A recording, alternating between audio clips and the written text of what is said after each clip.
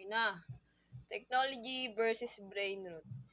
How technology affects student and daily life. Technology is part of our daily life. Students use gadgets every day. Technology has good and bad effects. Nowadays, technology is very common, especially for students. We use phones and gadgets for schoolworks, communication, and entertainment. Technology help us in many ways, but too much use of it can also affect our focus and behavior. What is brain rot? Too much scrolling on social media, short attention span, easily distracted.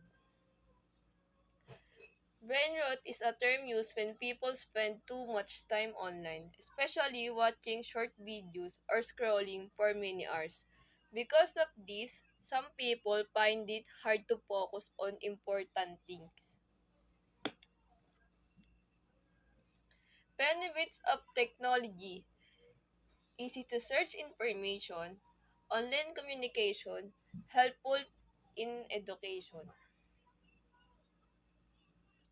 Technology helps students learn faster because information can easily be searched online. It also helps people communicate with classmates, teachers, friends, and family.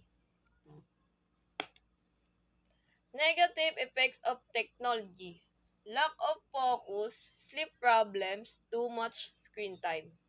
Even though technology is useful, too much screen time can also be unhealthy. Some people sleep late because of gadgets, while others spend too much time online instead of doing important tasks. Technology in the future. Technology is important in many jobs. Responsible use is important. Critical thinking is needed. In the future, technology will continue to help people in different careers and industries.